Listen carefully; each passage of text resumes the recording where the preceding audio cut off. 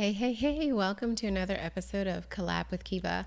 I am your host, Kiva Slade, and today we are going to dive into one of my favorite topics related to tech. It's ChatGPT.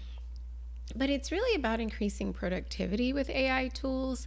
We're going to primarily focus on ChatGPT because that's the thing that's most available to most people in the public realm. However, we're not going to just stay there. So, with this particular episode, we really want to dive into, again, that world of AI tools and explore how they can revolutionize productivity, especially for service-based businesses, for those that are solopreneurs, with those that have small teams. You may not have enough people or money to do the things that you want to do, that you know you need to do in your business on a consistent basis. And so with that being the case, we're going to look at obviously the power of ChatGPT, but also just how AI tools can help you streamline things in terms of your processes that can save you time and possibly unlock some new business possibilities for you. So let's go ahead and dive in. And the first part is really understanding AI tools and their benefits. So before we start, let's make some definitions. It's always good that we're on the same page. So, artificial intelligence, AI tools, are software applications that leverage advanced algorithms to mimic human intelligence and perform tasks with speed and accuracy. One such tool is ChatGPT. I think it's key to point out that these advanced algorithms, LLMs, large language models, they're designed to mimic human intelligence, perform tasks with speed and accuracy, but they are not a replacement for humans. So let's just go ahead and say that. Are there areas in which they can replace humans in some of lower level tasks? Absolutely. So as a service-based business owner, if you're using tools like ChatGPT, why? Obviously, for some of us, we feel the benefits are immense. And I say some of us because a Pew Research study recently suggested that 58% of Americans have heard of ChatGPT. However, only 14% had actually used it. Stats for Bard, I think are around 7% usage. So even though it might feel like you're just like in this preponderance of people talking about these things, people talking about them and people actually using them are two different things. So you might have talked about it in your business, but are you actually using it in your business? And there's definitely a difference between those two things. So as we're thinking about this as service-based business owners, I think it's important to come to it with a really open mind. I'll admit I've always been an early adopter of tech, so that could explain some of my excitement and my enthusiasm versus those who might be late adopters or midterm adopters. The reality of the situation, though, is that the opening up of these large language models to the public, whether through ChatGPT, heck, Grammarly, Microsoft, Bing, is allowing these things in. We are in a place I don't think we've ever been in, and I don't know if we ever will be, where these technological advances are happening at such a rapid rate, and the proliferation of them, it's like drinking from a fire hose. In the sense of the sheer magnitude of apps that are being created that are built off of these large language models, these AI tools. Just recently, Google has announced, Amazon, they are putting like $100 million initiative to help people think about how these tools can enhance what we're doing. I recently was reading Impromptu, a book by Reid Hoffman, who co-founded LinkedIn. He is also a venture capitalist and has invested in OpenAI, the makers of ChatGPT. And The book obviously is written with AI in terms of ChatGPT. But what's amazing is the different usages beyond what some of us might use it for. It really engages in conversations around its use for journalism, law, criminal justice, so many different areas and use cases that, again, we're at a place where this is so new and so unbridled at this point that the possibilities truly are endless. It's all about our use of it, our interaction with it, and how we decide to use it. So, again, the benefits can be immense, like huge, ginormous, gigantic, all of those kinds of adjectives. So, think about things like I've shared previously how to create like an SOP using ChatGPT from a video. Maybe you have repeated questions that you get. So customer service, like you can literally automate some of your customer service, like frequently asked questions. And if we're honest, we all engage in this already. If you go onto some help, you're going to get a chat bot who's going to ask you some initial questions before you can like get through the gatekeeper and get to an actual person.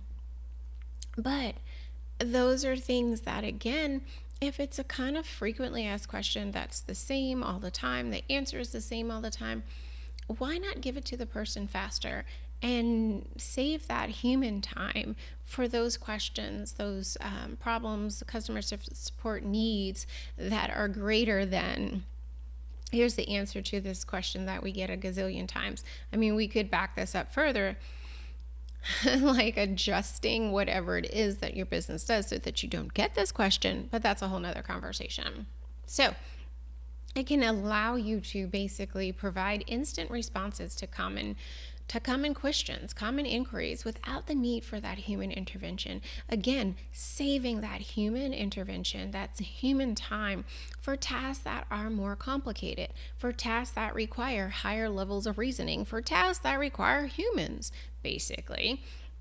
So it really does save you time, and it can help you ensure that your customers are receiving prompt assistance, which is really important. It can also, obviously, people are using it for content generation and copywriting.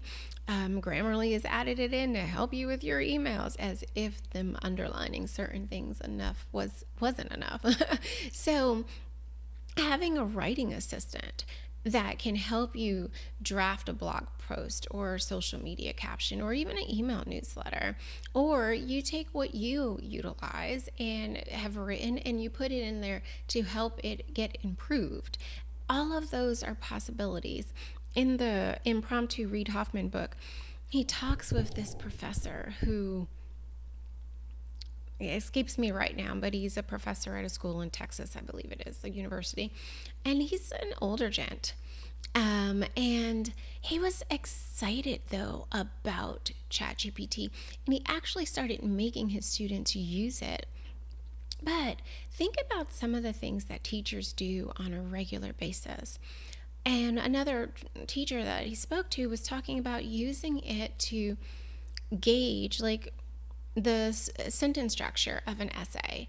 And if you think about how many essays teachers have to read and how many things that they have to do, like, this can really be a use case where it is objective and it's like examining sentence structure and coming out with whatever the scale that it was told to measure this sentence structure. But I love that this older professor who, like, he thought his students were like, oh my gosh, he's making us use this. But he was excited about it. And you literally had to share your queries with it, with him, in order for him to see how you interacted with the tool. But the reality is, I love that.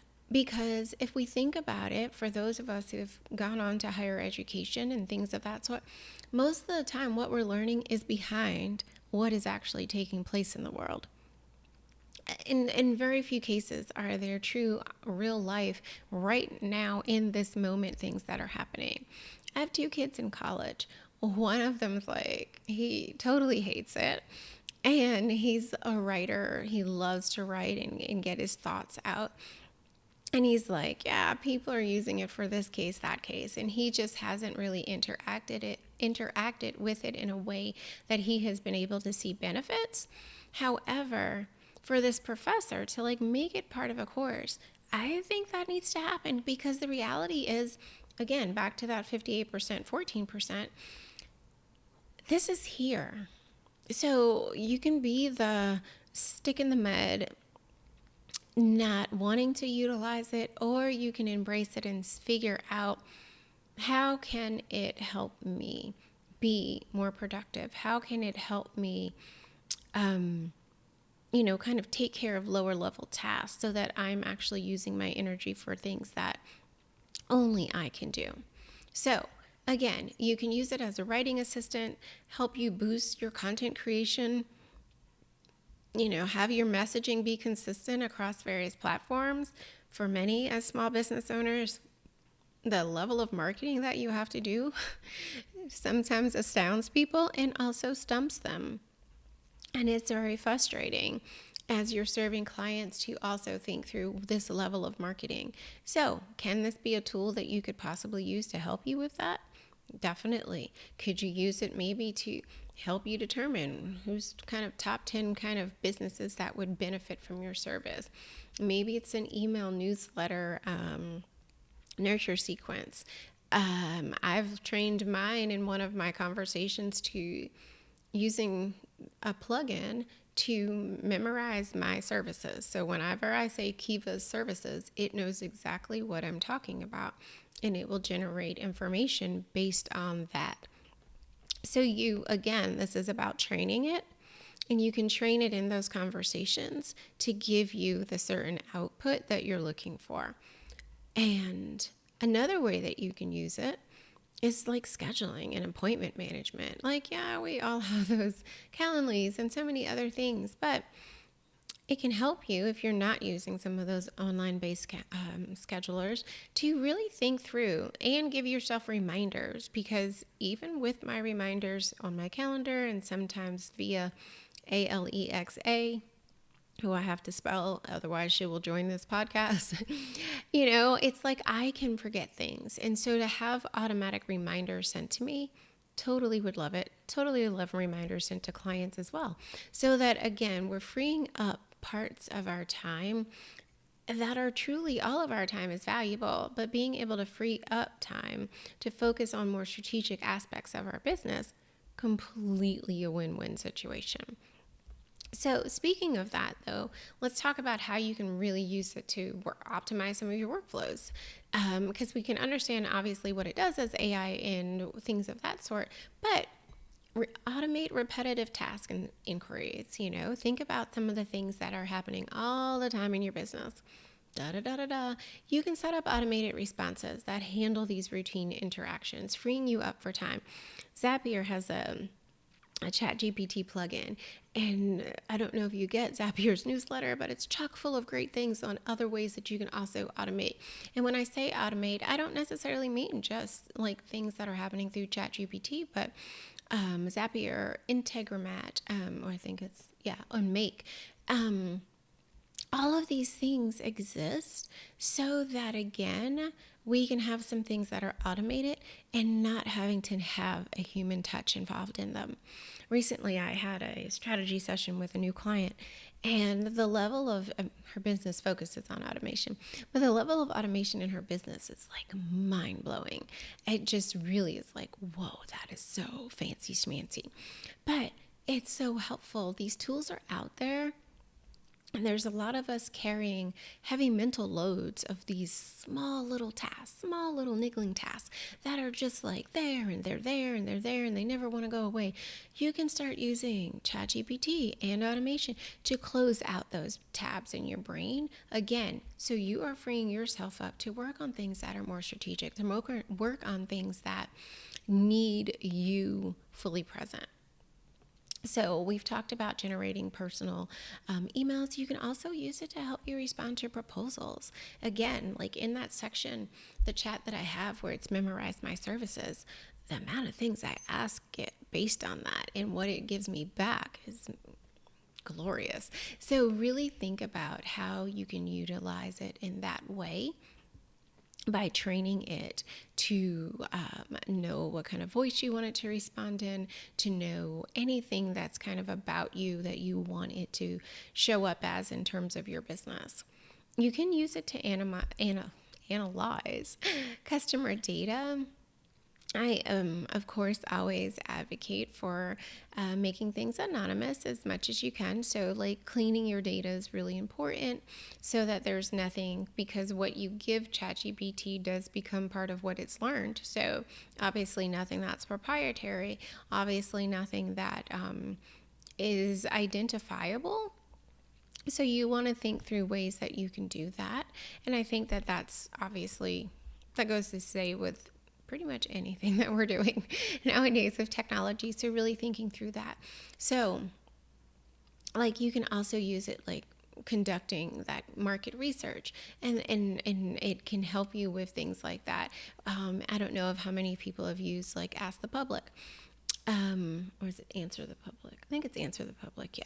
But like it can generate questions. Like if you go there, it generates questions. If you don't pay for it, you can't only generate a few questions, but like, you know, thinking about your services, what are questions that people would ask about your services that can be used for you to create content that is answering people's questions that they would have about your services? So really understanding how we can interact with it and pull out or extract what we need in order to determine some information, trends, for forward movement that we might need to take. So there's definitely additional plugins that I would encourage people to look into. Obviously, what I'm saying today deals with the paid version, ChatGPT Plus, because nobody has time for it's not available right now.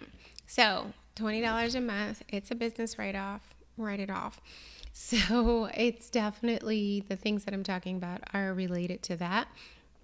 There's some other tools out there, and you know, again, we are being bombarded with AI.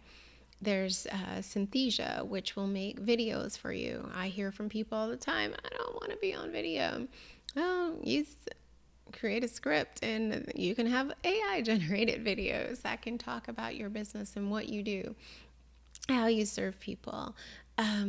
Adobe, like there's just so many and so many that are coming on a regular basis as this technology just continues to evolve and people continue to think of different ways in which to utilize it. So I encourage you to look into that, to dig a little deeper. I love the plugin Link Reader, because as most of you know, ChatGPT was trained up to data available up to 2021. However, Link Reader allows it to read a page. And that's what I did with the services one, is like read this website. And there's chat with PDF, which it can go in and read and pull out things from a PDF document that you have. You can put things in tables. There's a Chrome extension. I don't remember what it's called, but it literally, you can then copy it and take that table from ChatGPT and put it right into a Google Sheet, which is so super helpful. I mean, literally, there's so much that's coming and that's already here. And my goal is to really encourage you to use this technology.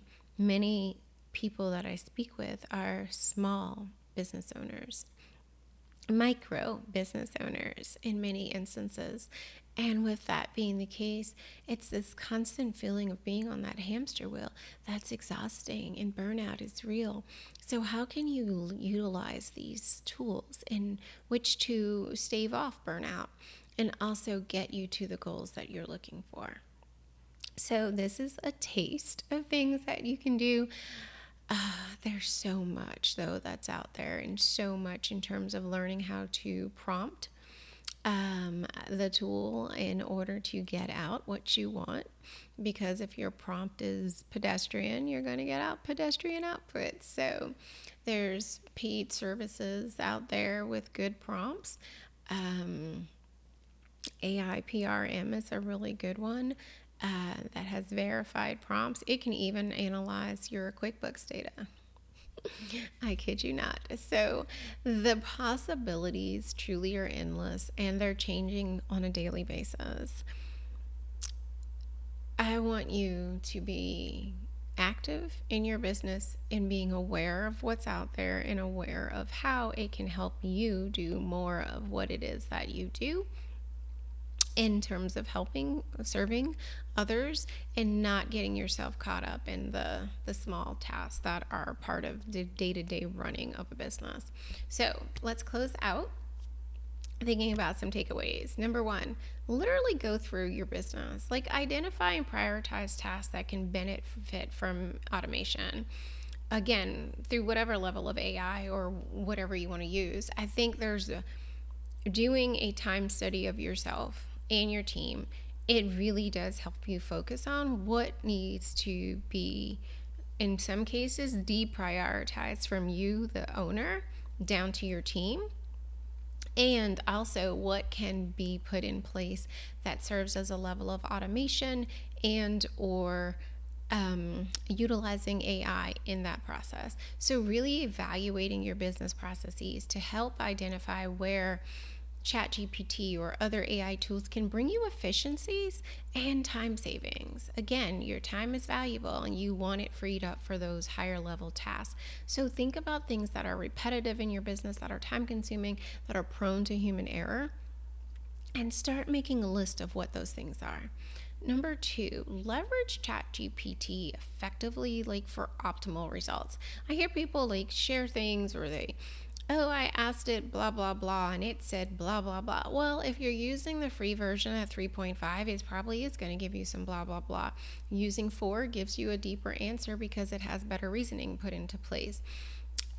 There's another large language model, Claude, that's out there that is trained on even more tokens than ChatGPT is, and so utilizing it can yield far different results. You can utilize Python coding to get out things. So again, what your level of leveraging is going to highly depend on your level of expertise.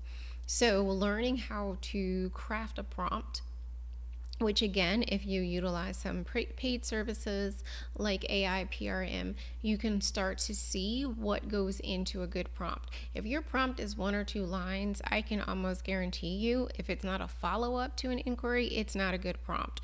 Most prompts are a good paragraph for you to give the tool the information that it needs to give you the outcome that you're looking for. So providing clear instructions and context and things that need to be added in helps ensure more accurate responses.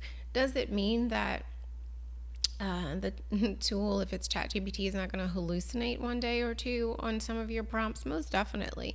Again, this is why we need humans still. And this isn't about replacing humans. This is about getting things started so that we're not the ones staring at the blank page, that we have a little something to work with. It's often a lot easier to edit than it is to start from the basic scratch. So consider like training the model in your industry related knowledge, like to help it understand better what you do. Continuously refine. If you have a prompt that like works really good, save that sucker, put it in some file somewhere so that you have access to it. Name your chat conversations with it so that it's about that training. So in my one that I've trained it on my services, everything that I've asked it is related again back to those services. General questions is related to general questions. Podcast stuff is related to podcast stuff. Like, you want to keep those conversations together, because again, it's going to go back through how you've interacted with it. And if you just like starting a whole bunch of new conversations all the time, then it's really going to get confusing and feel a lot of messy to you, which might feel overwhelming. So with that being the case, think about how you interact with it and improve your knowledge of that. And the third takeaway is really just stay informed and adapt more to these evolving technologies.